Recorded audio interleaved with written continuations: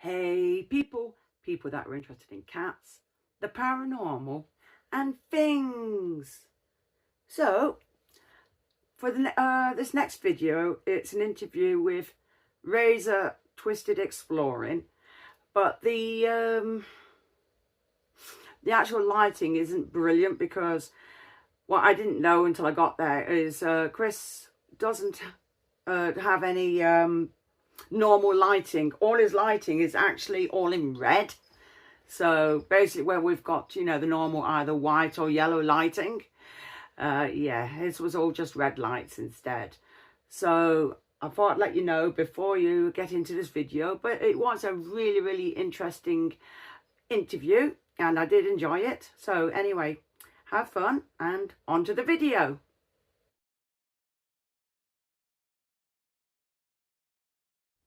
Right, so this is Kriss. Hello. And what are you known as on YouTube? Razor Twisted Exploring.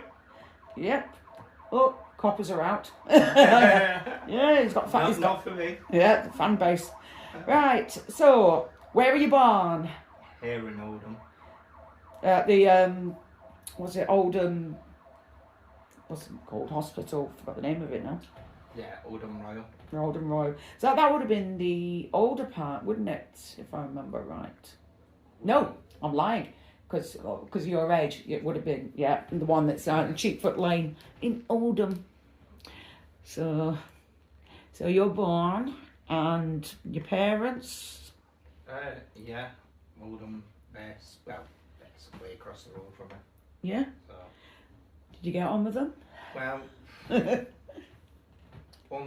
I only know of my dad. You only know of your dad? Don't matter. I got brought up with a stepmom, foster relatives. Basically, you were in the system at some point. Yeah, when I was a baby, basically. Yeah. There's nothing wrong with that. There's nothing wrong at all. Nothing wrong with that at all, because I know a few Dad people. just played for court for us. All right. Yeah. So he actually got custody of you. Yeah. That's cool. And never known real mum. Fair enough. Let's see. Schools. Primary school, obviously, Somervale. I think I've heard of that. Just going down towards like Coppice, Where's Poor you. There's a little terror in there. Well, I don't know, I always like primary school was like a bit of the quiet kid to start with and then a bit of the terror afterwards. Mouthy little gits. Yeah. And then I went on to high school, which was St. Augustine's.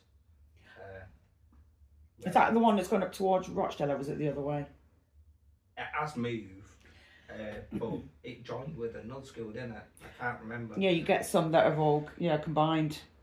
But yeah, this was down in Wearmouth at the time. It's now all houses, but yeah, I was quite for 8 years there, bullied maybe for being silent. People, see, I find, right, you can get bullied for anything, and it doesn't matter whether you're quiet, you look different, you act different. You're going to even get bullied for looking too good. Because I know my daughter went to school with a girl and she got bullied for being too pretty. Because that's people's mindset. It's jealousy at the end of the day. That's it. I just sort of like to keep myself to myself, and then whatever happened out of school premises, not a lot of people knew what was going on, because it was quite a tough upbringing. Yeah. But I just kept myself to myself and tried to get through life the best I could. It wasn't until the end of the years that I started to show me colours and rebel a little bit, as teenagers do. Oh, yeah, definitely. You become a little git, don't you? Yeah. It's like pest, and it's like, oh no. Yeah, I've had that experience. Well, not mainly me, but my sons sometimes. That was joyful. So what did you do? Did you leave with anything, or did you go college after, or? I did. I went on to, well, during high school actually. They set us up for a 1 day a week sort of college sort of thing. Yeah. Which I did motor vehicle for 2 years, and I passed with that. I ended up going on to Tameside College straight after high school, where I did motor mechanics for 2 years. So what happened with that in the end? Because obviously, I didn't follow the dream of motor mechanics. I just pursued more like short, like courses where I did like first aid. I've done film and photography, Square One Studios in Oldham. They also did other like short courses there where it was writing and recording music. So yeah, I was doing. I also went on to do a short course in Manchester where it was t-shirt printing as well. that's cool. So then, obviously, you said something about music. So is that when it started with going into a band, or did you do that a little bit later? I actually started writing music when I was younger, but when I was younger, I wasn't this outgoing. I wasn't this confident. Was very quiet.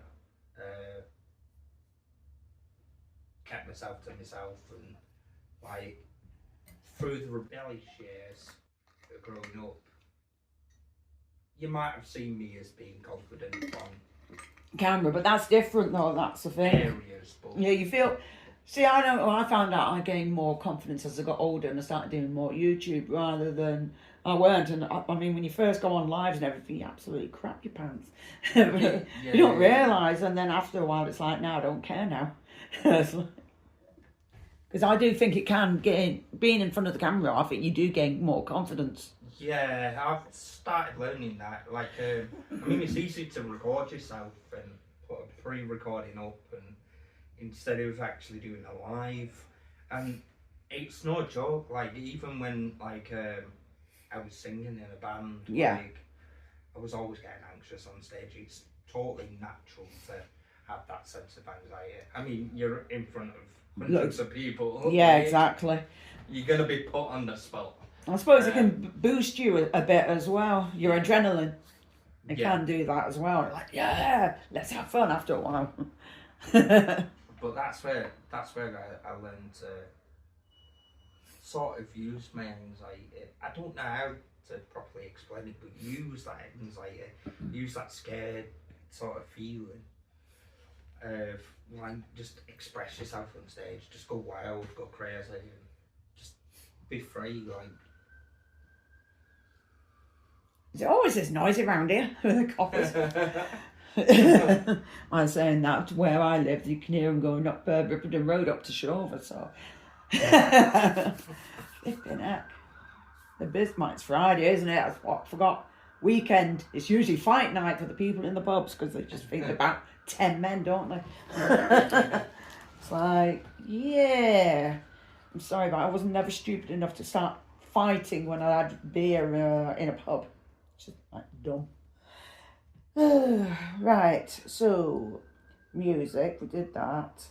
So what happened with your bands? so we've been going like 6 years. We've played like all over Manchester. We've played all over Oldham, Sheffield. We've done Birmingham. Yeah, we did one place at Birmingham, Macclesfield, Stockport. We've been quite a few places. We've did our own original music, and we've done a few Covers. In the early days, we started on covers. It builds it all up, doesn't it? Because you learn trying to find that learning the instruments, then you're finding your voice and all the rest of it. So you know what stage you're at. Yeah, and we just focused on doing a lot of original stuff afterwards, and We did take a short break out, but then, and it was because we lost the drummer. Like he left the band. Yeah. And it was just down to me and my guitarist. We've always had like guitarists come and go, bass players come and go. Drummer was a big thing in the band, but I felt like there was toxicity of a sense where it was like I didn't want that. Did he feel that he was the main person in the band and everybody else was just there to make it look good, or? No, I felt like what I wanted it to be is somewhere where you can express yourself. Don't be too serious. Just somewhere where we can express ourselves, get it out, have a little bit of fun. And if it does take off, it takes off, and then maybe seriousness might come into it during time, but at the moment in time, it's like just use it as a space where we can just express ourselves and bring some content out and music out for people. But it was like even getting into a relationship was a bad thing for the commitment of the band, and it was like I don't want to stop anybody from having them ambitions and dreams. Yeah, because it's hard work being in a band, because obviously all the sacrifices. Yeah, exactly. And then you're bloody sleeping in bloody maybe vans and cars, and yeah. So obviously you don't have that much money. You won't have that much money either. And if equipment fails, then you're having to replace that and everything as well. But yeah, we ended up finding a new drummer. We went into it thinking that we could kickstart this again, and I was really determined to want it at first, and then maybe I was just kicking myself because like I realised like I just don't have that heart for it. It's been drained out through this toxicity in the past. Yeah. And I weren't feeling that fun in it anymore. So I just called it a day. And I always said to myself, like, Twisted Mentality was going to be the start, and it's always going to be the end of me. And who knows what the future brings? Maybe we come back, but I can't say. Yeah, it's an awful lot of commitment, isn't it? But then I found a dream myself. You found a draw yourself? I found something that I'm more ambitious about, and that's obviously the urban explorer and paranormal in YouTube. Right, so you've gone into urbex. So how long have you been doing urbex now? On YouTube. Altogether, because some people start off originally before they start filming themselves, because you go into buildings, you never really think about it, and then you see other people doing it, and then you get that kind of drive or inspiration of like, well, if they're doing it, I can do it. Before YouTube was a thing for it, I was always doing it as a kid. Always like cautious and wanting to know what's in this building like, you know, and going for a little wonder. But I always loved that as a kid anyway, just go into buildings or travel, walk for miles, even bike ride. Just love travelling in general and seeing new places. But I think getting into the actual YouTube side of things has been going for about 6 years. My first ever channel, however, went on for 3 years. I probably got about 240 subscribers, 40,000 views, 300 videos, and YouTube hit me with the guidelines. Oh God. Yeah. Well, what was that? What was that? It was the nudity. Oh. Yeah. La Chambre Oh. is a well-known one. Oh dear. Artwork on the wall. Oh yeah, they don't like seeing that. It's like, well, it's art. Why? Yeah. It's like, you notice. But there you go. It's rules, and it's paint. So then you got to just like colour it out or phase it out. So sometimes as well as I felt like maybe it was something that I used to be saying as well, because I used to walk into a room where there was graffiti with the obscene Yes, on the wall, male appendages. and I'd be like, why does every place that I seem to go into do that? Has this thing on, put it in polite terms. Yeah.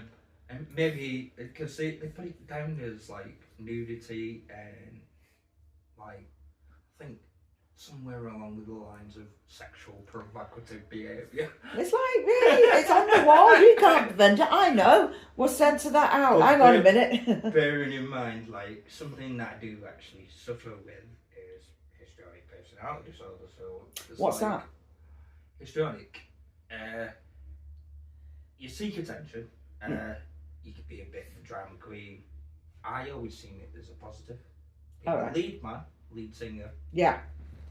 I seen that sense of like it's good to grab the audience's attention and pull people in. So I seen the positives in that diagnosis. To be fair, more than I saw the. But then it comes with other symptoms of like sometimes you can be sexually provocative in verbal manners sometimes. Oh yeah. And say things. But to go on that line, we'll carry on with the the urbex. urbex, and then we'll go back to we'll go back to it. Yeah. mental health. Yeah. But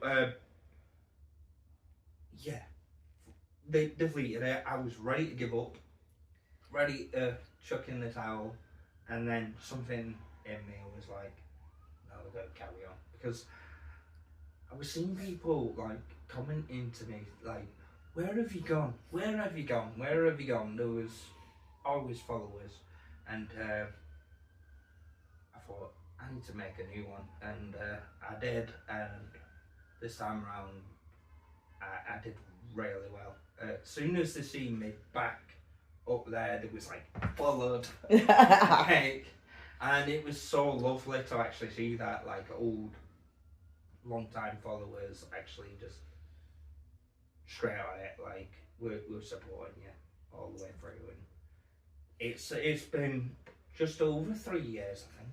Oh yeah. This new channel. I've seen some older ones. I'm like, where the fuck have they come from? Funnily enough, YouTube's actually reactive that account, but I can't access it. Which is weird. No, it is bizarre, that. Very, very bizarre. This time around, I'm like 6.1 subs up now. Over 1 million views. 1.3k videos out in public domain. There is hundreds under the membership. There's hundreds still in the private, yet to sort of publish out. Yeah. So I've been working really hard over this past 3 years. That's right, I've lost half of you on this for some dumb reason. Oh, that's why. It's starting to track you a bit. Ooh. Yeah, because the green lights come on. We're gonna be having more tracking soon, aren't we? For this national identity. No, not going into that one. But that's what my friend's going to be talking about on his channel next week. So that's going to be a thing. Tracking, they can cram that one. Definitely.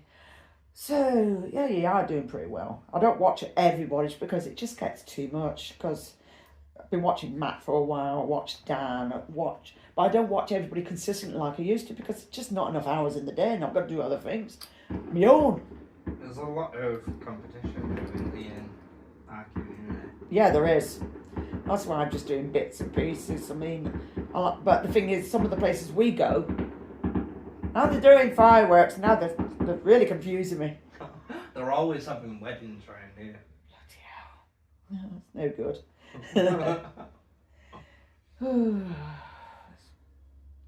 Communities.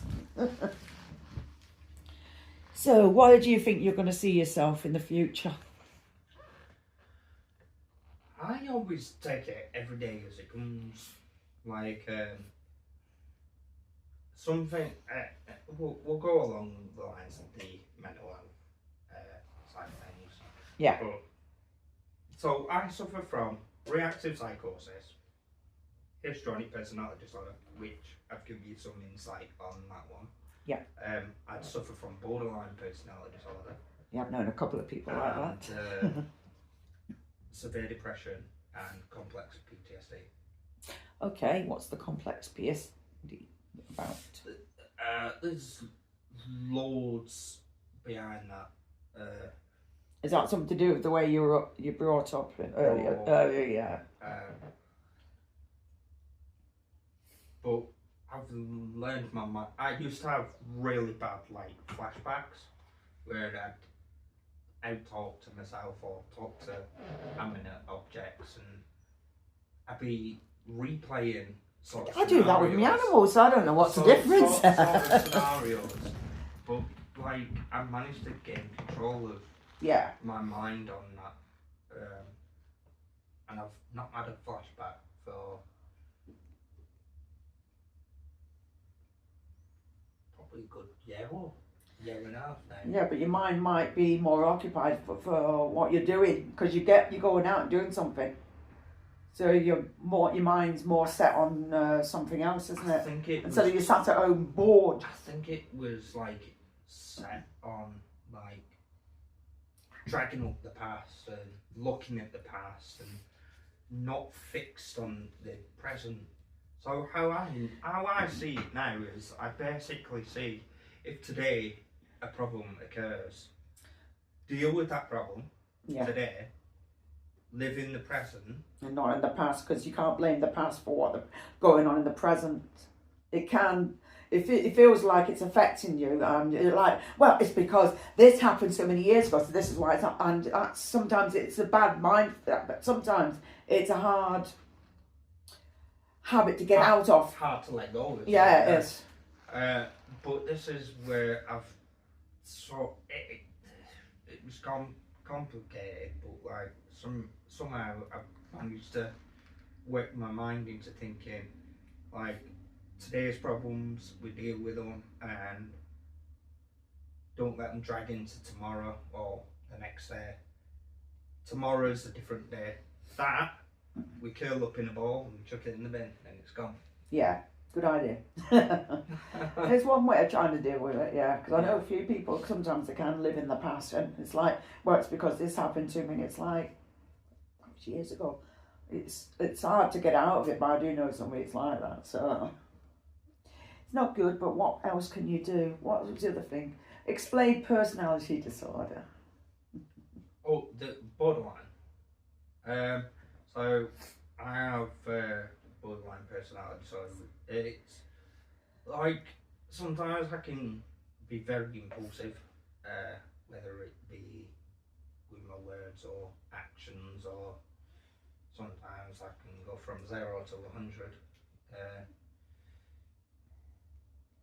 Sometimes the shift in moods as well. It's very similar to bipolar. No, bipolar, yeah, because I've known a couple of people. The only difference between borderline and bipolar is bipolar, you're set in one specific mood for weeks or months, where borderline, it's always changing. So you can be sad, then happy. Anyway, so it's a constant up and down, isn't it? Your disorder, I call it. It sounds it. Round the world. And you seem generally happy now, so you're mind you, it's your birthday now today, so you're a whole 34 years old. Whole 34. Good grief. Getting old. But then again, I see it as like time is very precious thing.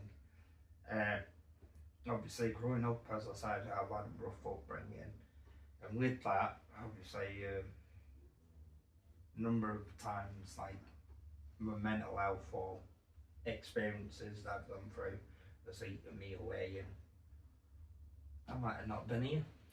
Yeah, that can affect a lot of people, but then you find some people that We are decided. talking like 100 plus times. Like I've almost eradicated myself, and the fact that I'm still here to this day shows that strength in me, and it shows that you can get through these things by not giving up and carrying on.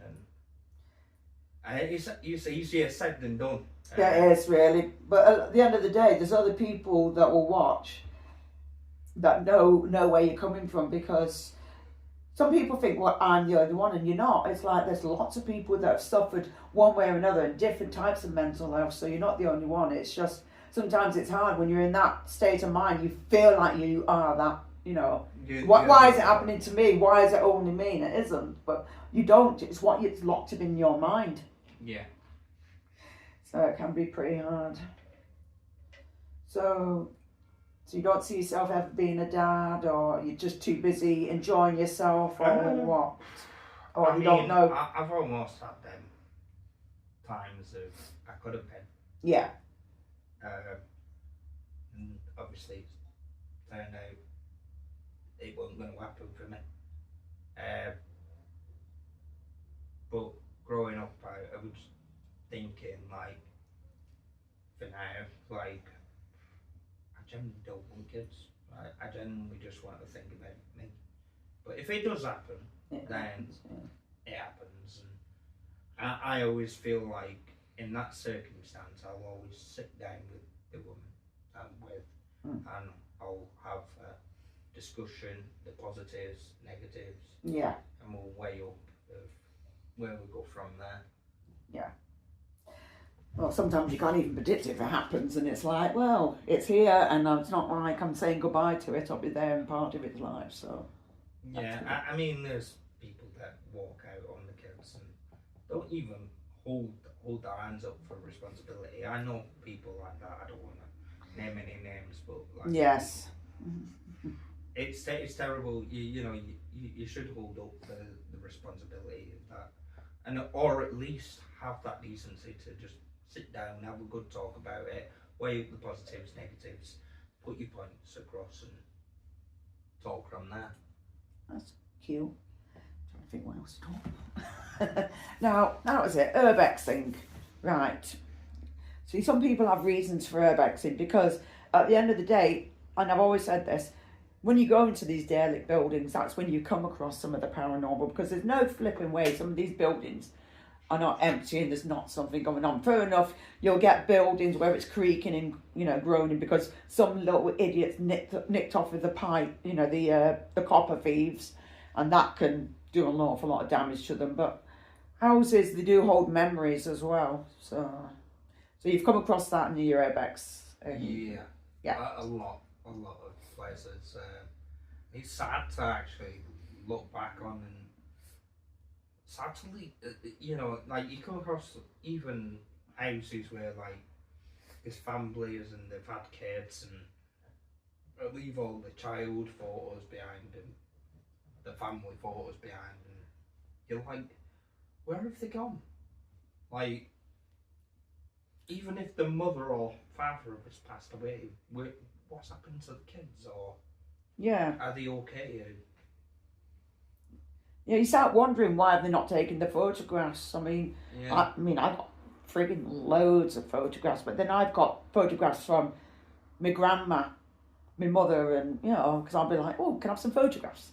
And I'll take them with me. So but then some things, it's just ridiculous. Some of the stuff that gets left behind. I'm like, do you realise how old that is? And I've seen some things, and it's like, wow.